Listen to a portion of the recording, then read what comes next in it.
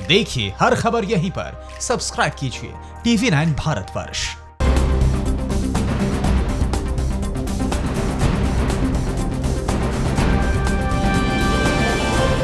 भारत और चीन के टकराव की बड़ी खबरों के साथ पीएम मोदी ने ऐसा क्यों कहा कि घुटनों पर आ गया चीन। वहीं मोदी के LAC दौरे से इमरान को क्यों लगी मिर्ची। म्यांमार के अराकान आतंकवादी समूह से क्यों सचेत हुए भारत और चौतरफा कैसे घिर रहा चीन, ये जानने के लिए देखते हैं टॉप 9 भारत चीन टकराव। शुक्रवार को अचानक ले पहुंचे पीएम मोदी ने चीन का नाम लिए बगैर ड्रैगन को ओपन चैलेंज दे दिया। पीएम मोदी ने कहा कि हम बांसुरी वाले कृष्ण के उपासक हैं तो सुदर्शनधारी कृष्ण की भी हम पूजा करते हैं। मोदी ने कहा कि गलवान घाटी हमारी है, पूरा लद्दाख 130 करोड़ भारतीयों का गर्व है। पीएम मोदी के ओपन चैलेंज के बाद चीन को अपनी औकात समझ में आ गई। चीन ने शांति का राग आलापा और कहा कि बातचीत से दोनों देश LAC पर बढ़ रहे तनाव को कम कर सकते हैं। भारत में चीन के राजदूत जी रोंग ने कहा कि चीन ने अपने 14 में से 12 पड़ोसियों के साथ शांतिपूर्ण समझौते में सीमांकन किया है, जमीन पर सीमा को दोस्ताना सहयोग में बदला है। ऐसा कहना कि चीन विस्तारवादी है, पड़ोसियों के साथ मनगढ़ंत तरीके से विवाद को बढ़ा चढ़ाकर पेश करना आधारहीन है। इससे पहले लेह में पीएम मोदी ने चीन की विस्तारवादी नीति पर जमकर हमला बोला था। उधर चीन के राजदूत के उलट वहां के सरकारी अखबार ग्लोबल टाइम्स के संपादक ने ट्वीट कर गीदड़ भभकियां दी हैं। हु शिजिन ने ट्वीट किया कि भारत की तुलना में हम काफी मजबूत हैं। PLA के साथ खिलवाड़ ना करें क्योंकि वह वास्तव में हमारे सैनिकों का मुकाबला नहीं कर सकते। मोदी के LAC दौरे के बाद चीन और पाकिस्तान में भी हड़कंप मचा है। आनन फानन में इमरान खान ने राष्ट्रीय सुरक्षा परिषद की बैठक की, रक्षा मंत्री और तीनों सेनाओं के चीफ से बातचीत की। वहीं दूसरी तरफ पाकिस्तान के विदेश मंत्री शाह महमूद कुरैशी ने चीन के विदेश मंत्री वांग यी स्पोक से फोन पर बात की। उधर अमेरिकी विदेश मंत्री माइक पोम्पियो ने भी ट्वीट कर चीन की विस्तारवादी नीति पर हमला बोला। पोम्पियो ने लिखा कि साउथ चाइना सी में चीन की सैन्य गतिविधियां उकसाने वाली हैं, इसका हम विरोध करते हैं।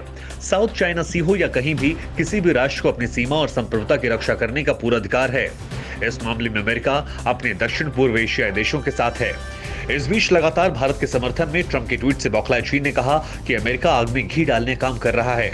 ग्लोबल टाइम्स ने लिखा कि माइक पोम्पियो चीन के खिलाफ भारत को भड़का रहे हैं। इस बीच पूरी दुनिया में चीन की विस्तारवादी नीति का विरोध शुरू हो गया। हांगकांग में चीन के लगाए गए नए कानून को लेकर शुक्रवार को जापान की सत्ताधारी पार्टी लिबरल डेमोक्रेटिक पार्टी के सांसदों ने सरकार से जिनपिंग की जापान यात्रा पर रोक लगाने की मांग की। हम आपको बता दें कि अप्रैल महीने में जिनपिंग जापान जाने वाले थे, लेकिन कोरोना की वजह से इस यात्रा को रोक दिया गया था। वहीं भारत में जापान के राजदूत सतोशी सुजुकी ने भारतीय विदेश सचिव HV श्रृंगला से मुलाकात, चीन के मुद्दे पर भारत का समर्थन किया। राजदूत सुजुकी ने ट्वीट कर कहा कि मेरे विदेश सचिव HV श्रृंगला से अच्छी बातचीत हुई है।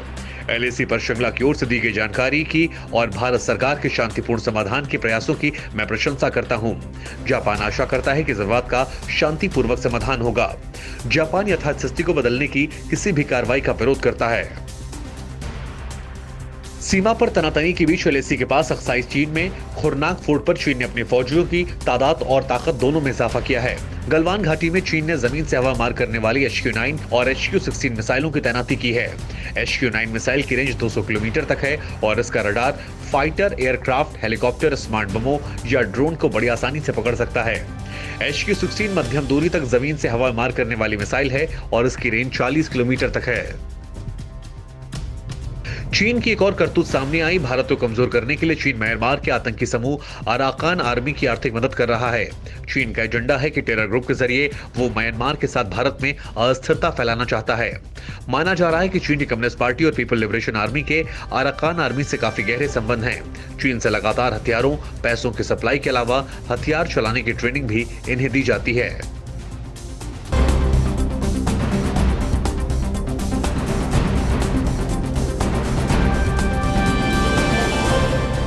अड़ी सोमवार से शुक्रवार शाम 6 बजे सिर्फ TV9 भारतवर्ष पर।